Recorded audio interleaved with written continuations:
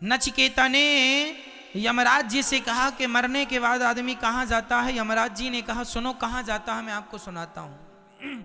जब आदमी मरता है तो उसकी प्राण वायु निकलती है, आत्मा निकलती है और सूक्ष्म शरीर में प्रवेश कर जाती है। सूक्ष्म शरीर कौन? हमारे शरीर, हमारे 3 शरीर होते हैं। एक ये बैठा है, इसे स्थूल शरीर कहते हैं।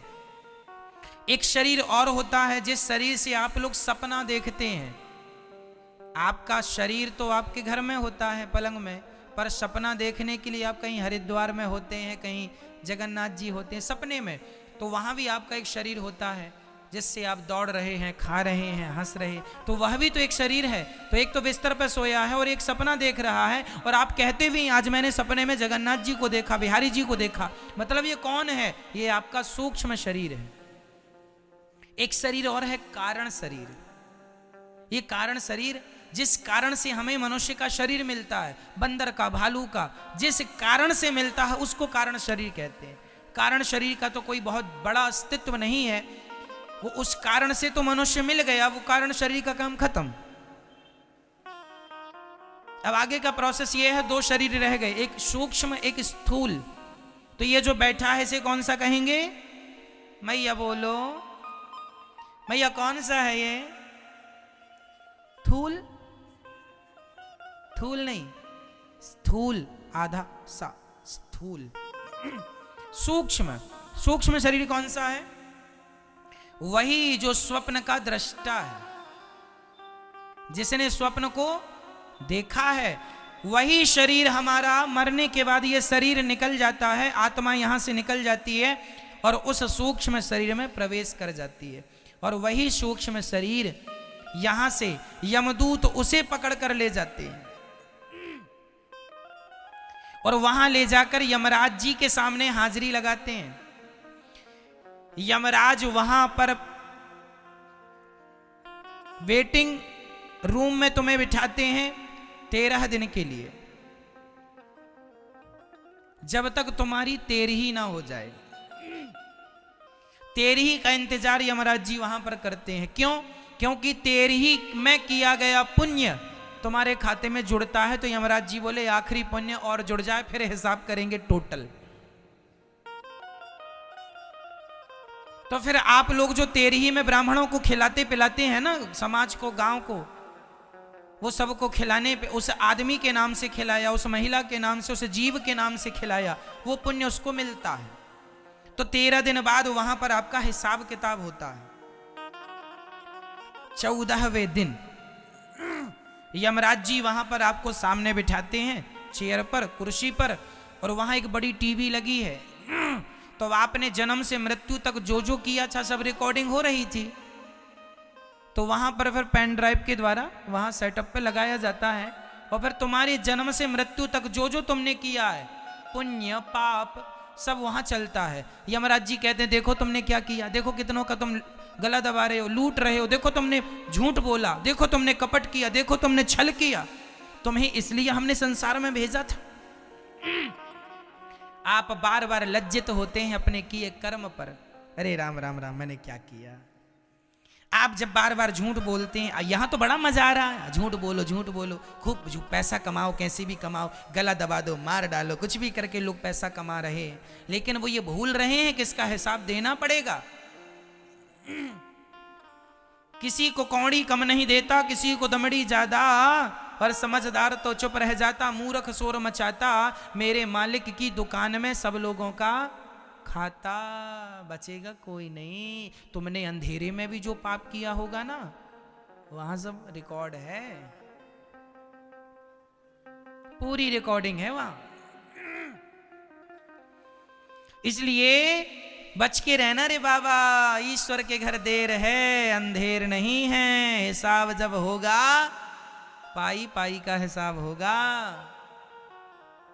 कर लो तुम खूब अत्याचार, ध्यान रखना, भोगना तुम्हें ही है।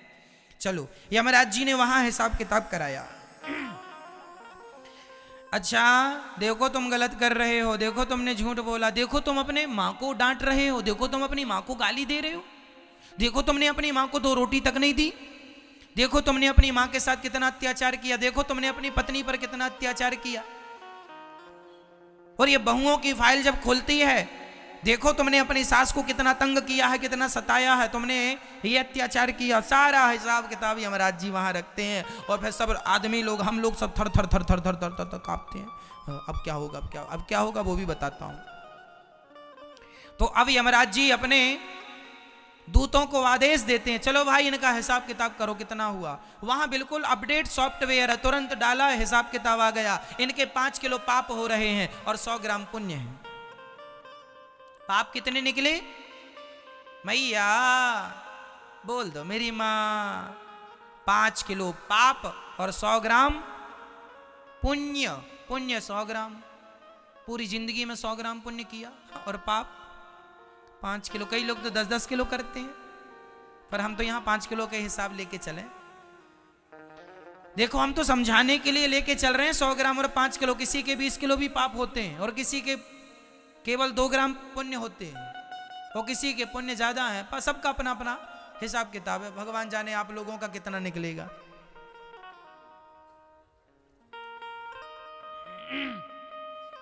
तो वहां पर फिर यमराज जी, अब कितना निकला, 5 किलो पाप। माना कि 5 किलो पाप निकला, तो फिर यमराज जी बोलेंगे आपके पाप ज्यादा हैं, इसलिए अब आपको 84 लाख योनियों में हम भेज रहे हैं। तो तुम्हारे किए हुए पापों का दंड भोगने के लिए कुछ दिन वहां नरक में रखा जाता है और नरक की यातनाएं दी जाती हैं, और फिर नरक से रिफर कर दिया जाता है। जैसे छोटे हॉस्पिटल से बड़े हॉस्पिटल मरीज को भेजा जाता है। अब ये हमारे बस का नहीं है, यहां जितना होना था हो गया, अब वहां ले जाओ, आगे का ट्रीटमेंट वहां होगा। उसी प्रकार से आप लोगों को पहले वहां नरक में रखा जाता, कुछ दिन वहां धुलाई उलाई होती है आप लोगों की।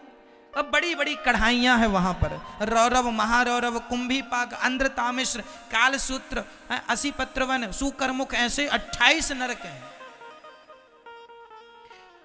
जो महिला दूसरे पुरुष से संबंध बनाती है उसे सुकरमुख नरक में डाला जाता है। वहां एक लोहे का पुरुष होता है गरम, और जो पुरुष दूसरी महिला से और जो महिला दूसरे पुरुष से संबंध बनाती है, तो वहां पर स्त्री महिला दोनों नरक में उपलब्ध हैं, लोहे के बिल्कुल गरम। तो महिलाओं को, जो महिला किसी पुरुष के साथ व्यभिचार करती है, उसे वहां लोहे के पुरुष से चिपकाया जाता है, और जो पुरुष किसी महिला के साथ व्यभिचार करता है, गलत हरकत करता है, उसे उस महिला के संग चिपकाया जाता, जो लोहे की बिल्कुल गरम, उससे चिपकाया जाता है। आदमी तड़पता है, रोता है, चीखता है, चिल्लाता है। फिर वहां पर कोड़ों से मार लगाई जाती है। वहां पर वहां की जमीन तांबे की होती है, तांबा, नीचे से आग जल रही है, ऊपर सूर्य का प्रकाश है, और उस तांबे में सूर्य का प्रकाश, नीचे से आग, वहां दौड़ाया जाता है। यमदूत वहां कोड़े पे कोड़े, कोड़े पे कोड़े बरसाते हैं, और आप तो बार बार मूर्छित होते हैं, पर बार बार होश में लाके दिया मुंह में, दिया मुंह में, खूब मार मार के दौड़ाते हैं। और करेगा पाप। जैसे धोबी घाट में धोबी कपड़ों की धुलाई कैसे करता है, दे उठा उठा के, ले और पाप कर ले। मजा आ रहा था पाप करने में। पिट, यमराज कोड़े से जब यमदूत मारते हैं ना, नानी याद आ जाती है, अभी कर लो खूब पाप तुम। ये बहुएं सासों को खूब रुलाती हैं ना, तुम्हारा एक एक आंसू का हिसाब होगा वहां पर।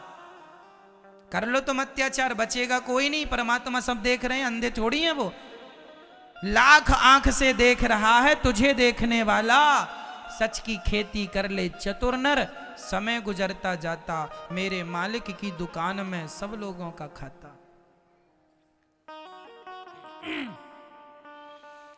इस प्रकार वहां नरक की यातनाएं देकर फिर 84 लाख योनियों में भेज दिया जाता है।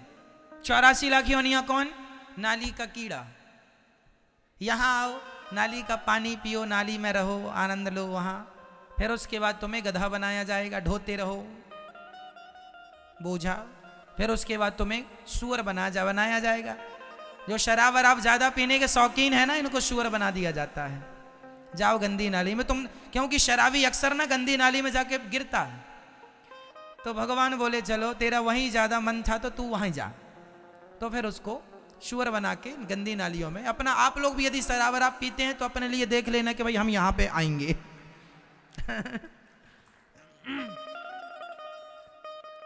शराब पीना महापाप है। मैंने पहले कथा में बताया है आपको 5 प्रकार के महापाप होते हैं। उन महापापों में पहला महापाप शराब है, दूसरा स्वर्ण की चोरी है, तीसरा ब्रह्म हत्या, ब्राह्मण की हत्या और गौ हत्या है, और चौथा गुरु पत्नी पर कुदृष्टि, जो अपने गुरु जी की पत्नी पर कुदृष्टि रखता है। ये 4 महापापी हैं।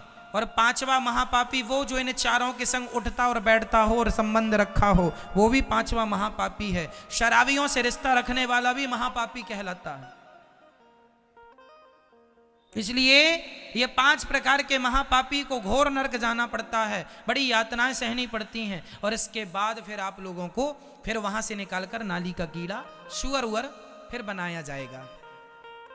फिर सुअर बनाने के बाद आप लोगों को चमगादड़ बनाया जाएगा, उल्टा लटकी रहो, कोरोना फैलाती रहो।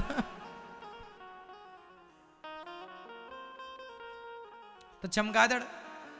फिर इसके बाद आप लोगों को चींटी बनना पड़ेगा, फिर मछली बनना पड़ेगा, फिर पेड़ बनना पड़ेगा। पेड़ बन के खड़े हैं। अब पेड़ वेड़ से जब मुक्ति मिली तो फिर उसके बाद शेर बनना पड़ा, हाथी बनना पड़ा। फिर 84 लाख योनियों के अंत में आखिरी योनि है गौ माता की। जब आदमी सारे पापों को भोग लेता है, ध्यान से सुनना, जब आप लोग सारे पापों को भोग कर निष्पाप हो जाते हैं तो वेटिंग लिस्ट में जरा देर के लिए डाल दिया जाता है। जब आदमी निष्पाप हो जाता, तुमने सारे भोग लिए ना, तो सारे पाप जब भोग के खत्म कर लिया, जब आप निष्पाप हो गए, तब आखिरी 84 लाख योनियों के बाद सबसे अंतिम योनि गाय की योनि है। फिर आपको गाय बनना पड़ता है। गाय, गौवंश, जिसमें बैल गाय सब आ गए, गौवंश। और फिर गौवंश के बाद फिर तुम जब शरीर त्यागती हो गाय का, गौवंश में बैल का शरीर त्याग कर फिर यमराज के पास जाते हो शुद्ध होकर, तब यमराज जी कहते हैं कि वाह, अब आ गए हो, तुम्हारे 5 किलो पाप खत्म हो गए, अब 100 ग्राम पुण्य बचे हैं। वो 100 ग्राम पुण्य लेकर यमराज जी कहते हैं जाओ, अब तो मनुष्य का शरीर तुम्हें दे रहा हूं। तो ये जो तुमने मनुष्य का शरीर पाया है, ये 84 का चक्कर काट के तुम लोगों ने ये मनुष्य का शरीर पाया है। फिरत सदा माया कर प्रेरा, काल कर्म स्वभाव गुण घेरा, कवहु की नर करुणा नर देही, देता ईस बिनु हेतु सनेही, बड़े भाग्य मानुष तन पावा, सुर दुर्लभ सदग्रंथ निगावा। बड़े भाग्य से ये मनुष्य का तन मिला है, इसे हल्के में ना लो। ये तुम्हें सुअर खाने के लिए नहीं मिला, चोरी करने के लिए नहीं मिला, शराब पीने के लिए नहीं मिला। ये मानव का तन भैया केवल आत्म कल्याण करने के लिए मिला है। क्यों नहीं समझते? क्यों अपना नुकसान कर रहे हो? क्यों जरा से सुख के पीछे अपना सब कुछ बिगाड़ रहे हो? क्यों नहीं समझ रहे हो? जरा सा तुच्छ सा सुख, पैसे का, पत्नी का, परिवार का, भोगों का, इसके चक्कर में आदमी लोक परलोक बिगाड़ के 84 की यातनाएं भोगने पर मजबूर हो रहा है। जरा से सुख के लिए सब छोड़कर, सबसे मन हटाकर केवल भगवान में मन लगाना चाहिए। यही मानव जीवन की सार्थकता है। मेरे तो गिरधर गोपाल, दूसरो ना कोई, यही अंतिम सत्य है। अब ये कितनी देर में आपको ये इतनी सी बात समझाने के लिए इतने सारे ग्रंथ पुराण बनाए, केवल इतनी सी बात समझाने के लिए कि तुम्हें ये समझ में आ जाए कि भगवान मेरे हैं, ये संसार मेरा नहीं है। बस इतनी सी बात समझाने के लिए इतने सारे पुराण बनाए गए और इतने सारा कुछ समझाए कि इतनी सी बात जिस दिन समझ में आ जाए, बस वही आपका जीवन है। ये 84 लाख योनियों का मैंने विवरण आपको दिया। 84 लाख योनियां हैं, इनमें कीट पतंगा, मच्छर, मक्खी सब कुछ आ गया, सब कुछ आ गया। पेड़ पौधे, मछली सब आ गए, उड़ने वाले पशु पक्षी, जलचर, थलचर, नभचर, नाना सब आ गए। जलचर मतलब जल के जीव, थलचर मतलब थल में रहने वाले और गगन आकाश में उड़ने वाले। नभचर नवचर आ गए, सब आ गए। बस बड़े आखिरी में ये मनुष्य का शरीर दिया है, इसलिए चींटियों की संख्या ज्यादा है। भारत में सिर्फ 135 करोड़ लोग रहते हैं, ओनली 135। नई जनगणना आएगी तो 140 होंगे, 150 करोड़ होंगे अधिक से अधिक। भारत में प्रेजेंट में जो हमें जनगणना प्राप्त है उसमें 135 की बात है। 135 करोड़ लोग भारत में रहते हैं। पर मुझे बताओ चींटी कितने करोड़ होंगी पूरे भारत में? कोई गिनती है? मच्छर कितने करोड़ होंगे? हाथी मक्खी कितने करोड़ होंगी? चींटियां, हाथी, चींटियां, मक्खी, और ये चींटी, चमगादड़ और ये भेड़, ये सुअर, ये सब गिनती करो तो आदमी से ज्यादा ये लोग पाए जाते हैं। क्यों? कोई करोड़ों सुअरों के बाद, करोड़ों भोग भोगने के बाद, योनियों में जाने के बाद तब कहीं जाकर एक बार ईश्वर मौका देते हैं मनुष्य का। इसलिए तुम्हारी जनसंख्या कम है, चींटियों की ज्यादा, क्योंकि वो तो अभी भोग ही रही हैं अपने कर्मों का दंड। अब मैं यहां मनुष्य के बाद जब मैं मरूंगा, ये शरीर छोड़ूंगा, इसके बाद पता नहीं मैं कहां जाता हूं, कितनी बार मुझे कीड़ा बनना पड़ेगा। यदि मैंने अच्छे कर्म किए तब तो मोक्ष हो जाएगा, भगवान के चरण मिल जाएंगे, परम धाम वैकुंठ साकेत लोक मिल जाएगा। और नहीं तो यदि मैंने भी जरा सा संसार से मोहब्बत कर ली और मैंने भी भगवान को विसार दिया तो फिर मैं भी जन्म और मृत्यु के पहिए में पिसता रहूंगा। पुनरपि जननम पुनरपि मरणम पुनरपि जननी जठरे शयनम, चलती चक्की देख कर दिया कबीरा रोए। ये चक्की चल रही है, जन्म और मृत्यु की चक्की, सब पिस रहे हैं। चलती चक्की देख कर दिया कबीरा रोए, दो पाटन के बीच में साबुत बचाना कोई। सब पिस रहे हैं, जन्म मृत्यु जन्म मृत्यु जन्म मृत्यु जन्म मृत्यु, यही करते करते खत्म। इसलिए कितने मेहनत के बाद, कितने जन्मों के बाद ईश्वर ने मनुष्य बनाया, और उन मनुष्यों में भी तुम गर्व से कह सकते हो कि भगवान की विशेष कृपा थी आप लोगों पर, इसलिए भारत भूमि में जन्म दिया है ईश्वर ने तुम्हें। और भारत भूमि में भी तुम्हें सनातन धर्म में भेजा है परमात्मा ने। उस धर्म में, जिस धर्म में गंगा को माता, यमुना को माता और समुद्र को भगवान देवता माना जाता है, उस धर्म में तुम्हें भेजा गया है। जिस धर्म में पत्थर को भी भगवान माना जाता है, ये धर्म सबसे श्रेष्ठ धर्म है, सनातन धर्म। धरा ये जिस पर घूम रही, हम उसी केंद्र के बिंदु हैं। गर्व से कहो हम हिंदू हैं, हम हिंदू हैं, हम हिंदू हैं। भाग्यशाली हो आप लोग कि आप लोग कथा सुन लेते हैं, वृंदावन में बिहारी जी का दर्शन कर लेते हैं। अभागी हैं वो लोग जिनके मुंह से भगवान का नाम भी नहीं निकलता।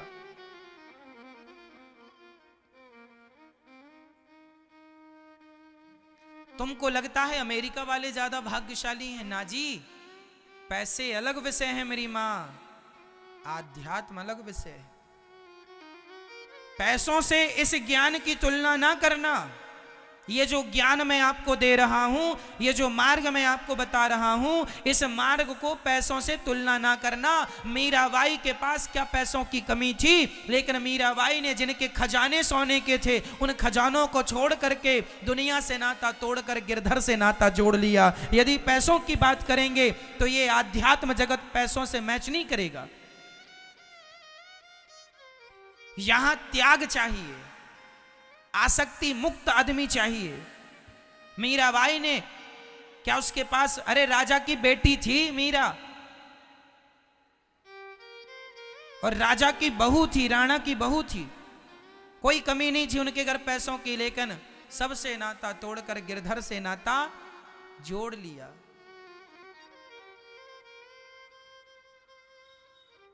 चांदी की दीवार को तोड़ा, मीरा ने घर छोड़ दिया, है ना। वो परमात्मा से संबंध बनाने के लिए, परमात्मा से रिश्ता बनाने के लिए, परमात्मा को पाने के लिए चांदी और सोने की दीवार को तोड़ दिया। अब आप कहें कि महाराज अमेरिका तो पैसे वाला है, तो पैसे से इस आध्यात्म की तुलना ना करना। ये जो सुख है, आध्यात्म का सुख है, इस सुख के सामने तो पैसे वाले हाथ जोड़े खड़े हैं। आपको बता दूं, हमारे देश में बड़े बड़े साधु संत हुए हैं। नीम करोरी जी महाराज जी का नाम सुना होगा, स्वामी देवरहा बाबा जी का नाम सुना होगा, क्यों? स्वामी श्री करपात्री जी का नाम सुना होगा। ऐसे महापुरुषों के सामने पैसे वाले हाथ जोड़कर खड़े रहते हैं। पैसों की कोई गिनती नहीं है।